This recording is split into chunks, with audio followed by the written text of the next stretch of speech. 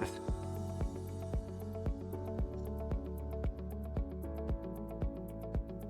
everyone, this is your host Saeed with Messy Growth.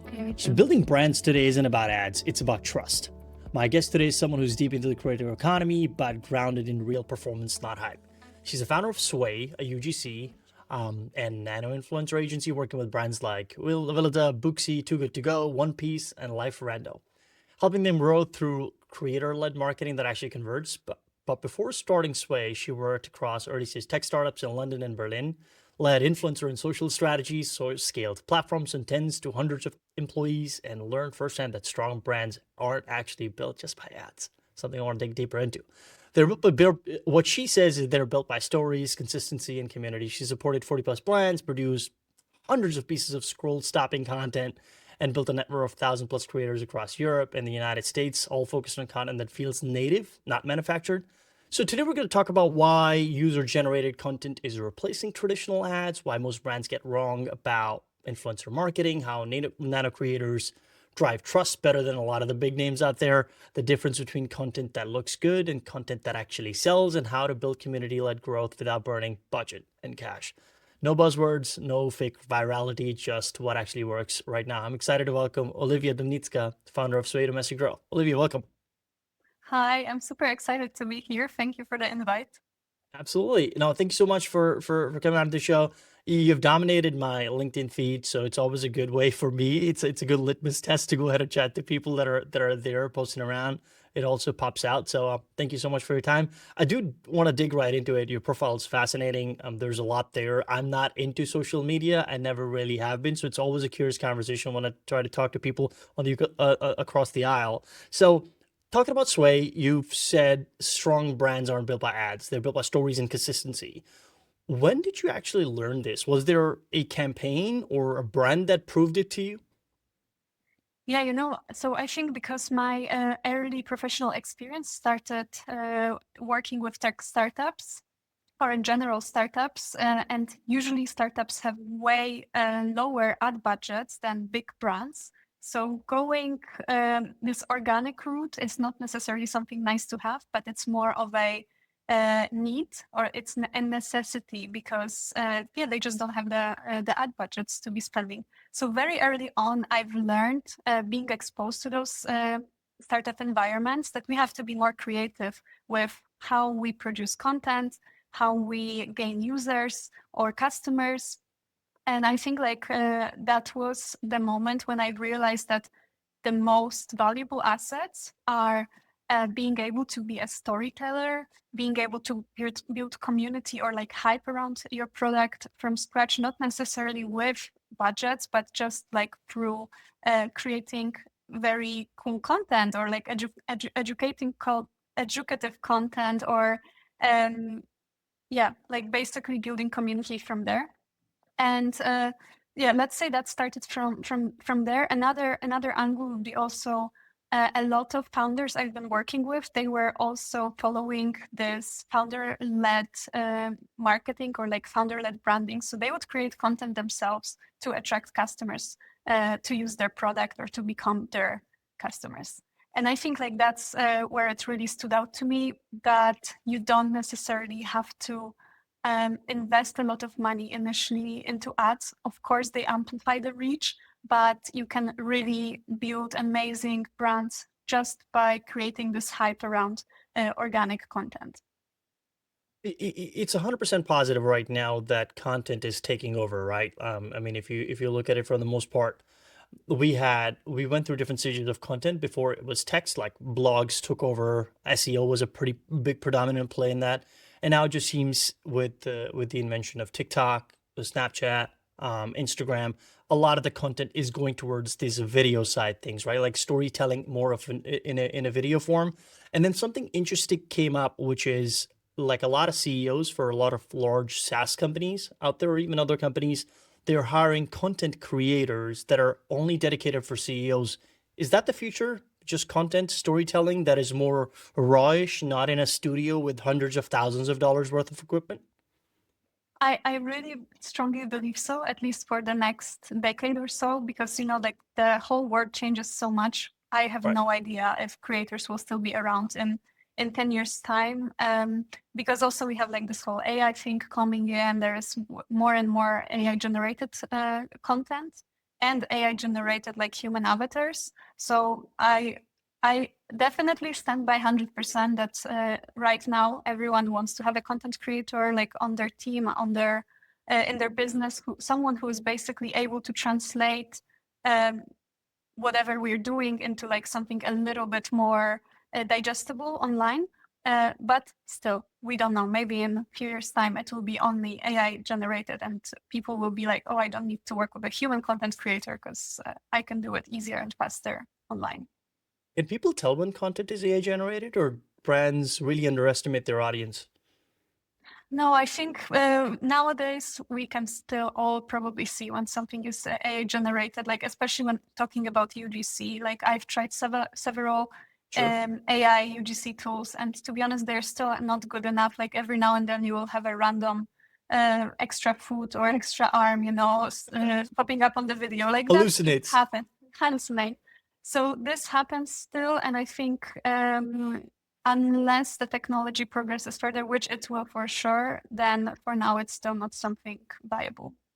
What do you say to the brands that say, like I and we understand that creators create value through content, and they amplify the brand, the name, the standing, so to speak. But we don't want to be on TikTok because it represents just millennials slash Gen Z or whoever is next coming in, and they're not really truly pure buyers. Their attention spans are really low, and it's not something we want to. It's beneath us, so to speak, for a lack of a better way to put it. Is that the right approach for most brands, or you feel like that they're lagging behind and thinking in more dinosaur terms because of the fact that this is the new phenomenon we have? It's a new social media, new Facebook, new YouTube, whatever you want to think of, and that's where people are. That's where eyeballs are, and that's where you gotta be. Definitely. I think it is, as you said, like a bit of a dinosaur way of thinking, because yes, maybe initially TikTok was attracting Gen Z only. And, like before TikTok, they were called, I think, just ByteDance, right? By the name of like the parent Yes. company, right? Yeah. So it was all about actually music, dancing, and like doing things like that. So naturally, it was attracting the younger audience. But since then it's been like a good 8 years or so, and like the platform has developed so much. You have more and more mature content creators that I call them, and you have so many different niches. Like basically whatever you need you'll find on TikTok. Also, I think what's also very important to mention to brands is that TikTok has the most powerful search engine. So people Really? naturally really like out of all the social medias. So basically, like TikTok is replacing Google in that sense, that if you're looking for Wow. something, like for example, best restaurant in Warsaw, you're way better to find it on TikTok than on Google, because Google has like so much search results, like a lot of them are already outdated. It's also less visual. Whereas you go on TikTok, you type best restaurants in Warsaw, and you will get a 30-second video that shows you like 5 restaurants. You can see the dishes, you can see what's the vibe inside, so like it's an amazing search engine. And I think every brand has a potential to like be a TikTok user, because they can basically make their customers be able to learn more, or like find them through that search engine. I think there's something about the visuals that you're describing. Like, for instance, when I'm searching for restaurants, I look at best restaurants in Warsaw, Reddit, and then I go into the Reddit and I look at recommendations. But I do it, like, for instance, my wife, she would look at it in a completely different way. She would be the TikTok person. She would go and take a look at, oh my God, take a look at that steak, the way they do it. Like, we got to go there. And it's because for us, a lot of folks are just visual people. Like before, I think like 10, 12 years ago, it was like you would go with the Google review. Does it have a lot of reviews? Now it's about the fact that the visual looked good. And I see a lot of these YouTube shorts, at least in my sphere, where they're talking about a restaurant of food and you're like, crap, I mean, I got to try this. This looks fantastic. So I think that is the direction where most of the, I guess the world is headed in, because a lot of folks are visual. They just want to see things as opposed to read about them, for the most part, right? Yeah, it's like it activates your senses a little bit more, and I think like that's how There you go. people are driving their decisions. Yeah, absolutely. So most UGC agencies, they struggle with quality control at scale. I guess a lot of agencies struggle with that. You say your content feels real, but looks premium. What's the filter or system that you have in place that ensures that this is exactly it? The quality is great and it looks a lot real. Right. So I think that like our process starts before the content is being produced, meaning like we put a lot of attention to find great content creators who not only are very natural storytellers, but also have like bright personalities. So that's already like a magnet and on its own. Then on top of that, like it's a non-negotiable for us that they need to have great like editing skills and understand this like aesthetic visual side of content, meaning, just like me coming here, you took a good few minutes to like make sure that the quality is Right. on point, right? That the audio is on point. So like being a little bit of a perfectionist in that sense, I think like we love that, we respect that so much. And I really strongly believe that native doesn't have to mean low quality, and also that it can still look raw and human, but being a bit more sharp, intentional, and like with that premium feel to it. So I think that's what I strongly believe. That's what I will always defend. And yeah, I think like, so basically our system will start from that, finding the right content creator who fits in that description. Then like the next part would be on us, meaning like preparing the right briefs and making their job easier. So we also don't want to like complicate their job too much and making the brief like too, I don't know, like complex, but more like still giving them the creative freedom and giving them just like the framework, Yeah, I understand that. It's something interesting you said about having some level of editing skills, having that eye for what a good content will look like, audio, video. But do you kind of feel like that there is a spectrum in which you could reach a lot of perfection? Like a lot of content now that is created, at least by users, it's on iPhones, right? It's on their devices. They're shooting, literally just pointing and shooting and creating, and of course editing later on. And AI can of course help you with that. And then there's a lot of folks that are literally on the other end of the spectrum, which is quite a lot of equipment, expensive cameras, expensive lighting. Do you feel like for any newcomer that is just starting out, they need all of that equipment? Or do you think that they need to be in the middle of the spectrum, which is you have a good device, you can start off with that, use the tools at your disposal to build up a following. And once you get to a certain point, you can invest deeper into it? Or you feel like day one, get better equipment, learn everything, and then go from there? Mm-hmm.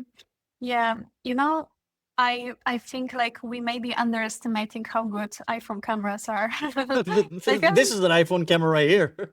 Like they're insane. They're insane, especially if you have an iPhone Pro. So I think you don't need more than that. Like that would be my first question. Anyone who would tell you something else, I think will maybe make you discouraged, or like you yourself will be finding excuses, not to start. So that's one thing. But of course, I think there it also depends what kind of content creator you are. If you are recording at home, or if you're recording just like very native style content outside, maybe like spend a day with me or like get ready with me, these things, then definitely you don't need anything else than an iPhone.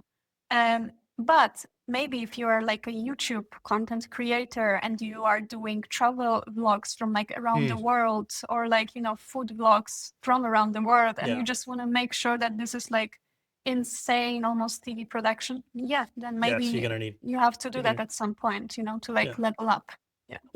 What is the native style? Sorry, you mentioned that reference, but I didn't really get it. Yeah, so native style, I would mean something that is like on Instagram Reels or like TikToks. Most of the time, like creator either holding their phone, like talking to the camera, or maybe having like a is it called stative? Like this thing that you can put your microphone to, right? Like the pod, like the thing that you're holding it on. Yeah, so maybe maybe you use that, but like still you produce this content in a quite like authentic, but also this kind of way of like no preparing to it too much, So that's what I would call a native content. anything you see on TikTok, Fair enough. mostly. No, this is really helpful. Like I said, I'm a dinosaur in a lot of those terminology, so I'm still trying to catch up. I did as much research as I could, but there's always nuances that would escape anybody who's not into the day to day of all of this. So, talk to me about nano micro influencers versus macro. You're betting heavily on smaller creators or I nano do. influencers. What's the unit economics case for this? Why does it actually perform better as opposed to getting a macro influencer with a very large following that is sure to be a hit? Hmm. Right. So, yes, I definitely do bet on nano and micro influencers for multiple reasons. So, first of all, of course, they will have less reach than Yeah. like a micro one, but they have more trust per follower. And okay, we cannot like really measure it. How do we measure Yeah. it? But like, it's just true because they have like a tighter community that knows and trusts this content creator. Also, usually sees a bit more of their like personal and vulnerable side, because they're still not as big to be like controlling the content that they're posting too much, like Mm. it's a bit more unhinged what they're posting. That's why their communities like they see them more as a human and not like this Right. celebrity, like with micro influencers. So Macro. that's one reason why I strongly believe in it. Second, I think is that there is a pattern that like if you start as a small creator, but then you grow, let's say, and then at some point you reach millions of followers, suddenly your content from niche becomes a bit more lifestyle. Like you're basically becoming this celebrity influencer, something I just mentioned more or less. Whereas I feel like with those small content creators, they very much care about the niche that they're building. So for Mm. example, let's say we have a content creator who is just doing book club, and Right. like their content will be a lot about this one topic. And they won't start like acting like, oh, like, are you curious what I had for my breakfast today? Or like, oh, Mm. do you want to see my morning makeup routine? Whatever, like, Yeah. no. I think they will stick to their subject a bit more because they really care about like the niche that they're building. Mm. So that's, let's say, why I strongly believe in it. I also believe that as a brand, you are better off using multiple, like let's say you're going to spend the same budget, right, for one macro Sure. or like 10 micro influencers or 100 nano influencers. If you use this budget just for that one macro, you're gonna have one voice, right? If you're Mm. gonna spend it on like 100 nano influencers, you're gonna have 100 different voices, 100 different use cases. So ultimately, you're gonna reach more audience, like a bit different branches of customers that you are willing to target. Yeah. So I think Yeah. it's just overall, like it gives you more variety as well. Yeah. And you asked about the unit economics of it as well, right? Or Yeah. Yes. right. So definitely like per asset is going to be cheaper if you're using nano or micro influencers. But I still think like most of the time when we look at campaigns, the engagement is going to be higher. And you also have like, a bit more authentic, content. Yeah. Yeah. Yeah. Fair enough. Asking for a friend, at what point on YouTube do you become an influencer? Is there a certain threshold you need to hit for subscribers or views, or is it more like it depends on the kind of niche that you're operating in? Mhm. Yeah, interesting question because I think like not everyone is an influencer just because they have a lot of followers. Sure. Like some people just pretend to like stay low key, and even the type of content they're producing, you kind of see that maybe there is no room for any like brand collaborations or brand deals. But if we're talking about a friend Sure. that I'm just speaking to right now, then yeah, probably you could already be seen as an influencer. Do you think there is space in the world of social media where somebody just wants to create good content and not want to be an influencer and have that plaque set of like plastered over, or like, dude, you're an influencer? No, I'm just trying to create good content and put it out there. Do you think there is space like that in social media sphere, or you're more like, yeah, that's just humble fakeness and you can't really have that? Well, there is definitely a space, and like I'm so grateful that nowadays we have more and more older content creators joining platforms, and I think like because they are like, how can I say it? Like basically at some point in your life, maybe you've achieved enough that you become selfless, you know, and you just want to give back. And I feel That's like pretty it's good. so, and I feel like it's so beautiful because I've been recently seeing more and more like, I don't know, successful men or women like aged 60 plus, and they start creating content, but just to share their knowledge with the world, to share their values, to share their experience, and to educate. You know, actually, maybe I will take an opportunity. Like there is this ex-CEO of 7-Eleven and Blockbusters, James Oh, right on. Keys. I don't know. Do you know him? I do not. I'm sorry. Like I'm not. I Okay. suck at this stuff. No worries. But yeah, like I discovered that he literally like a few months ago started his Instagram account, you know, and it's just Love pure that. value. Like I've Yeah. been like just scrolling and being like inspired and being like so grateful. Like thanks for starting Instagram Yeah. accounts, you know, Yeah. 70 years old guy. Amazing. Yeah, yeah, that's absolutely fun, right? I mean, I think social media has opened that window where you can, of course, connect with people across the globe, like you said yourself. Like in a traditional sense, you wouldn't really have an opportunity to interact with a 60, 65-year-old's content, right? You just wouldn't. But the fact that there is that option available, people can learn from, obviously is one of the positives. We'll get to the negatives in just a minute. But I do want to ask you something about latest social trends that are amplifying reach. You've mentioned that is Sway writing platform algorithms or building something that is more durable, for a Mhm. lack of a better way to put it? Yeah. So I think like first of all, yeah, following trends is not a strategy, but it's still I think necessary to have like this break in your content and like and sometimes jump on like the cultural um I don't know, like cultural Bandwagon. point of yeah, exactly, you know. But that's very needed because brands have to understand culture and like you jumping on the trend kind of shows that as a brand that you understand like what's trending right now, what's happening in the world. But still, this is more of a fun part, in my opinion. It doesn't necessarily bring much results. Mm. However, I think like following trends over time, you start seeing patterns, you know, like you start seeing what people like, what people interact with. And based on that, you can get a lot of content inspirations for your own content or for your brand's content. So I think, yeah, it's definitely not a strategy, but is a great inspiration. You know, one of my favorite sayings is that like the best time to plant a fruit tree was 20 years ago. The second best time is today. I kind of feel like with TikTok, Instagram, Meta, X, so on and so forth, there's a lot of content influencers out there. There's a lot of people that started, writing or creating, excuse me, content a long time ago, and their audiences have matured with them, and those influencers and content creators have matured. Do you feel like that the social media still has space for more people to become content creators and start their own thing, or you kind of feel like that it's so saturated? It's kind of like software, right? Like anything you can think of, there's a piece of software out there that you can buy and use it for it. Is it the point that the market is saturated? Do you feel the same for social media, or you feel like that there is plenty of room in there for people to come in and go ahead and start something? Mhm.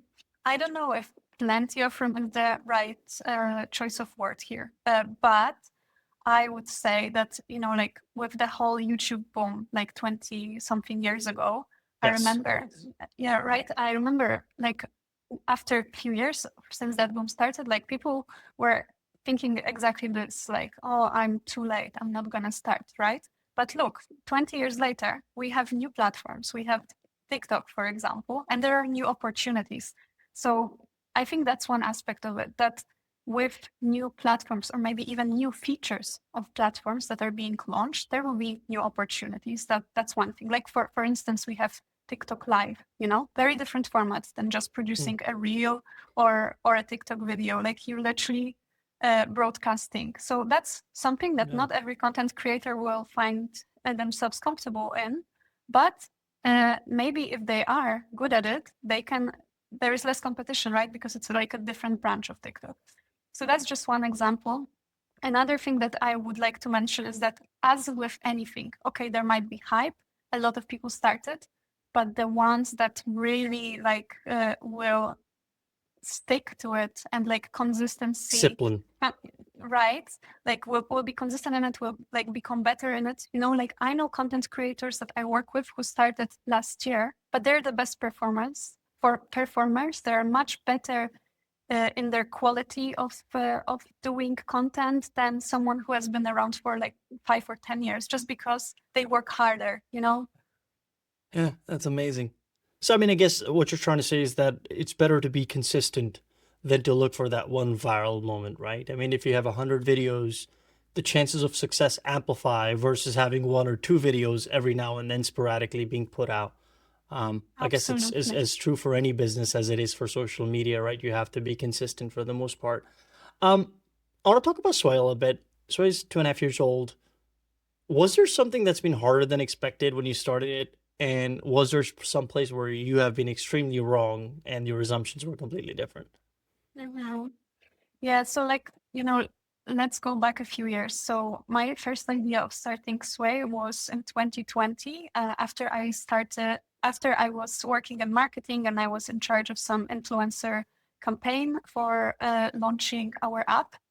And I was, I think, like 22 years old at the time, and I was like going from meeting to meeting, and I was hearing those quotes like £50,000. I was living in London, so it was in pounds. £50,000 for an influencer campaign, £100,000 for an influencer campaign, you know. And I was like hearing these big numbers and like seeing these presentations of like with those influencers, and I was like, who the hell would like want to spend so much money on something that's not very authentic, you know?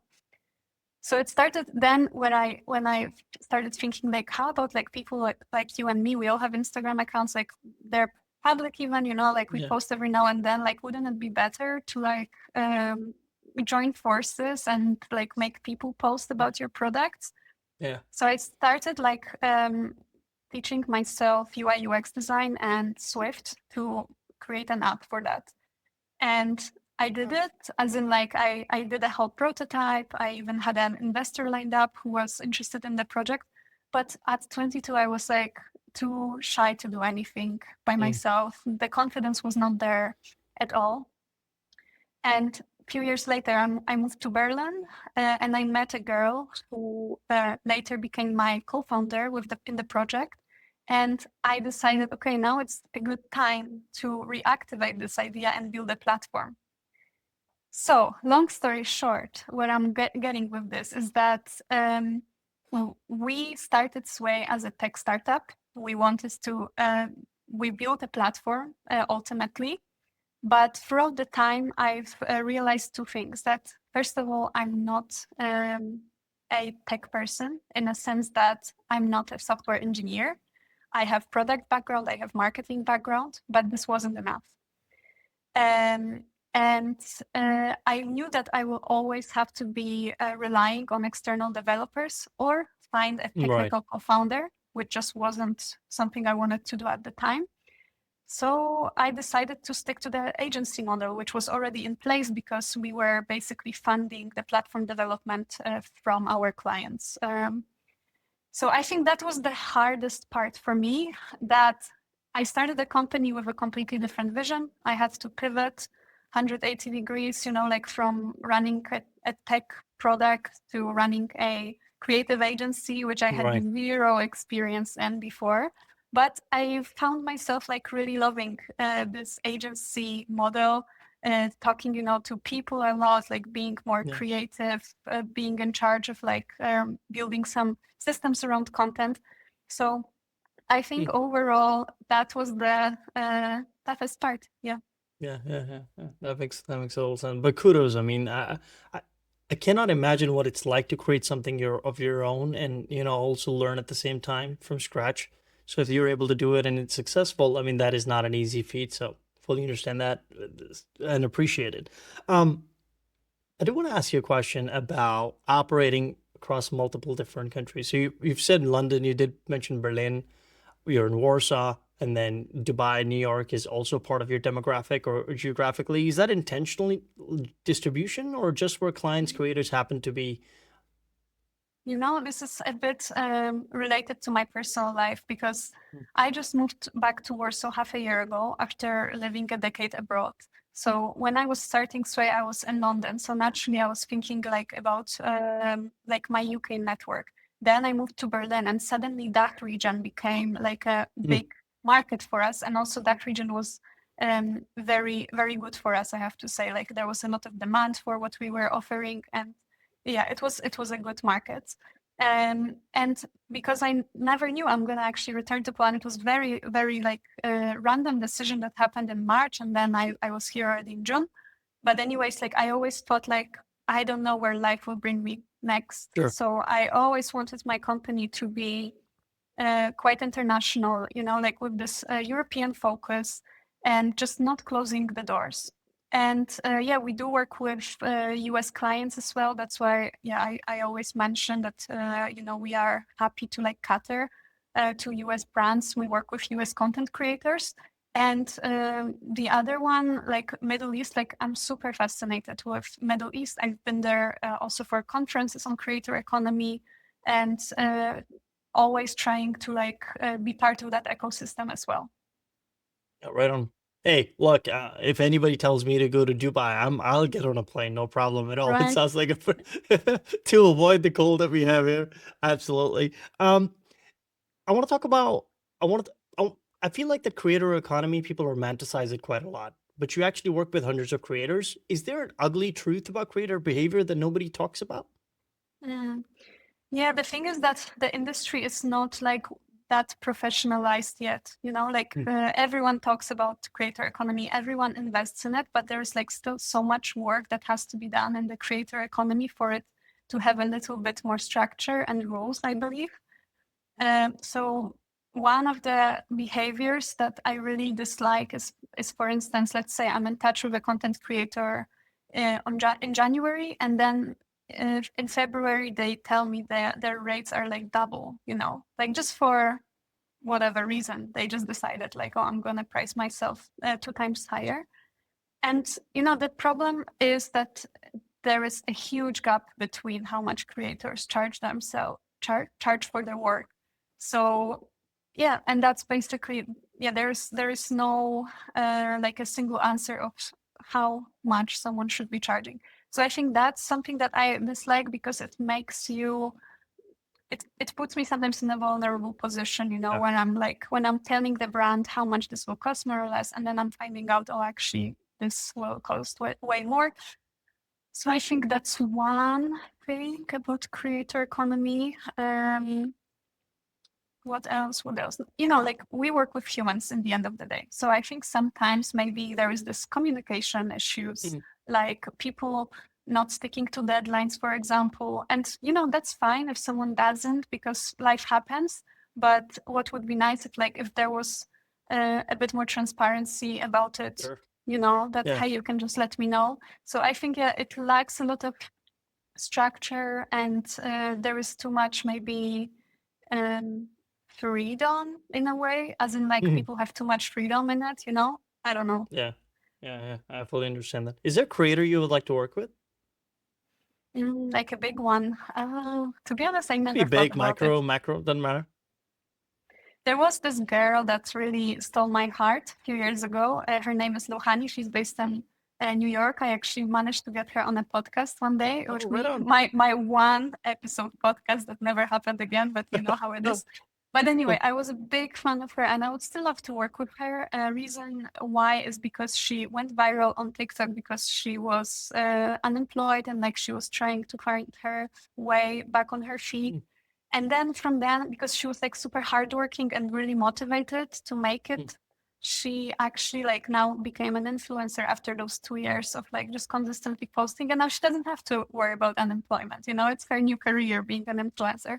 Yeah, she's Wow. very cool. If my mom heard this, she would not understand it. She barely understands my current job. So the fact that there is scope to go above, No, right? it's ironic. Like, what do? You record videos, you get paid for it? How dare you? Um, what do you? I mean, social media, I believe, is old enough now for us to be able to take a lot of lessons from it, right? As folks that have interacted with it, as people who have created content for it, and for the audiences. Is there an advice you have for a young creator that is just up and coming? Like one of the things my kids love is to know what my subscriber count is. I don't know how they learned what subscribers are, but apparently they keep going to my YouTube studio on my phone and they're like, Daddy, oh wow, Daddy, 60,000. How's that happen? And I always keep telling them that it's not something I try. It's not something I mean, it's great to see it. It's a good recognition of your work, but it's not something I'm looking at every single day and keeping a focus on. My focus is just having good conversations. But they don't understand that. They're looking at the numbers like, oh my God, my dad's a semi-influencer, right? Is there an advice in that context for a young creator, considering the economy you've built, where likes and views and subscribers are the new accolades of permission that hey, you have done it, or you have made it, or you are making it? Is there something you would say to them or a piece of advice you would get, considering that you're surrounded in that ecosystem and you've seen the best of it and you've seen the worst of it in a lot of ways? Yeah. So I guess if someone really wants to be a content creator, but not for fun, but more like they see it as a business opportunity, then Sure. I would basically see it as like, okay, you want to run your own business as a creator. And then I would give the same advice as I would give to anyone. And that would be that worst business advice you can get is not to work so hard. Because I think if you want to achieve anything, you have to work hard, you have to be consistent, you have to basically create this daily structure for yourself of like, how are you becoming better every single day? So that's like the general advice. But another advice, like that's more content focused, I would say, like, look at the people that inspire you, try to replicate their content in a sense, like, okay, don't copy it one to one, but I mean, like, try to pay attention to how they record, what's their visuals like, what's their editing game like, and like just learn from the best. So I think these would be like the main. And anything else, like that depends what kind of content they want to create, what they want to achieve with it in the end of the day. Yeah, 100%. Before we get into a rapid fire round, I do want to ask you this. You've been on the both sides. You were an operator, a designer, and a marketer at startups. At startups, now you're the founder. What's the thing that operators completely misunderstand about being a founder, and what do founders completely misunderstand about being an operator? Mm-hmm.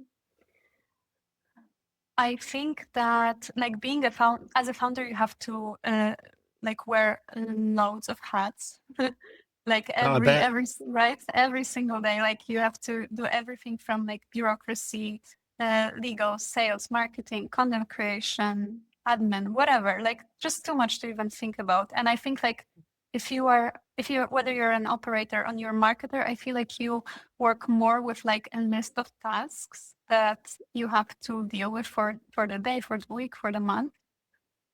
And usually, yeah, I don't know if that's a good answer, to be honest, but like that's one thing that I thought about, that this is how I feel that as a founder, you just have so many different jobs. You have to know how to prioritize.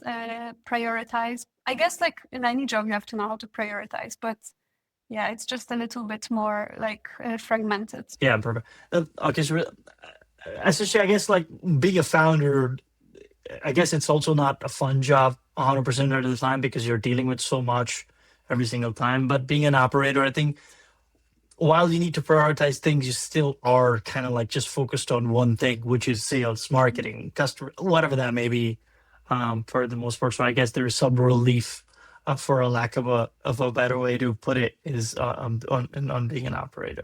Well, I guess my last question on this front would be, what's the future for SWAI? Like, how do you see that? Foresee 3, 4, 5 years down the line? Like, where do you see, what would be the ideal scenario in this particular way? Yeah. So first of all, I really want to grow even more on Polish market and maybe the Central European market as well. So I think that will be a big priority for this year, for next year. And another way of growing, I would like to branch out into a little bit, little bit further. So not just content creation, but also maybe like working with creators, but like for different things, like maybe TV campaigns, or in general, like something with media. So that would be another thing. And the last thing, I think I still am not fully like satisfied with being like back in tech and then not having much tech in my life right now. So I would love to yeah, like come up with some features that can maybe speed up agency processes or help clients with content. So yeah, probably developing some product on the side as well. Well, I'm keeping my fingers crossed, Olivia. Hopefully, this goes in the direction you want it to. I do want to head into a rapid fire round. The rules are quick questions, quick answers. The best advice you've ever received, business or personal? One of the best advices I've received was focus on what you're best at and outsource what you're the worst at. This is the second or a third time I've heard that. That's excellent. Like, Oh, you're really? basically just removing away things that you don't have to learn to be good at because you're just not good at it. I mean, you're never going to be good at 100% Yeah, of the exactly. things, right? And So you you will just not should know. enjoy it. You will not enjoy those. Yeah, that's That's that. something I heard from one of my mentors 2 years ago, and it really stuck with me. Yeah, this is fantastic. And on the flip side, advice that you ignored or wish you had listened to. Advice that I have ignored, but I wished I listened to. Trust your intuition. I think so many times I didn't, and then I always regretted it. But I think I've learned my lesson by now. Yeah, it's so hard though, right? I mean, like your gut's telling you do that, but they're like, it is exactly that. Perfectly put. What would you tell your younger self, say 5-7 years ago? Be 10 times more fearless than I already was, and I think I was pretty fearless always. This should be print. I'm gonna get that tattooed. Be 10 times more fearless, because I think that's it, right? Ultimately, what's the worst that could happen? And you just go with it. There's a line from a movie that I really enjoy watching with my kids. It's called We Bought a Zoo with Matt Damon and Scarlett Johansson. And in one of the lines in there is, and I think I've spoken about this before in this podcast, is that 20 seconds of insane courage, and I promise you something great will come from it. Just all you need is 20 seconds of insane courage, right? So, and I really like that. It's like, just do. Sometimes you just like go for it, dude. Like, what's the worst that can happen, right? For the most part, some pretty good advice. Absolutely, 100%. Yeah. One ongoing challenge in your current work that keeps you up at night? Be better at my work. I don't know if it's just a good answer. Welcome to the club. Every single night, I'm just thinking, how can I be better at my work? How can I solve problems in a better way? And it's a very generic question. That's why there's no a right answer to it. You just have to keep experimenting, testing. Yeah, 100%. Your favorite restaurant, meal, or spot in Poland? Oh, wait a second. Oh, my favorite. Let's see your TikTok search skills now. Right. Oh gosh, wait. There was, but no, it's a tough one. I'll say it anyway, but I think it doesn't apply to it. There is a Georgian restaurant called Rusiko, run by like a Georgian couple. It used to be amazing. Last time I went, wasn't so good. Oh, well, that sucks. Yep. Let's keep it this way. Georgian food. I don't think, especially with the weather like this, you can never go wrong with that. 100%. One tool that you swear by and cannot live without. One rule I swear by. One tool. Sorry. One tool. I swear. I guess my phone. Like that's true. But well, that's how it is, especially in the type of work I do. Yeah, 100%. Olivia, this has been fantastic. I really enjoyed our conversation. Learned definitely quite a lot. Made a ton of notes. I think they're going to come in really handy. Where can listeners find you? They can find me on LinkedIn. I guess you will put my link somewhere there if that's possible. For sure. So definitely on LinkedIn. Yeah, let's just keep it like that. LinkedIn. Or awesome. Instagram, or Instagram. There you go. Any upcoming projects, launch, talk, or event that you're excited about? We will be launching like later this year, like a casting agency as well. As in, like it's still going to be under SWAI, but it's going to be a bit more focused on like commercial work and like acting and stuff like that. Maybe acting is the wrong word because it's going to be still ads, but a bit more like production, actual production, than like creating content. So yeah, I guess that's it. By the way, can I just add, when you asked about the favorite restaurant or spot, I want to really recommend people a bubble tea that's called Calm by Tea. It's on Nowy Świat. It's the only good bubble tea in Warsaw. What is a bubble tea? It's like a tea with like bubbles, like usually tapioca. Oh. And it's like Sorry, really I live under a rock. I don't know any of these things. That's I think I right. gotta get on Instagram or something. No, but they basically have like those amazing brewing machines, almost like Oh, right coffee on. machines, you know, like espresso, but like for tea. And like the quality of tea is insane, like Chinese tea straight from China, I guess. And then they just make you Yeah. an amazing drink. I never had tea or coffee in my life. Oh, lucky you.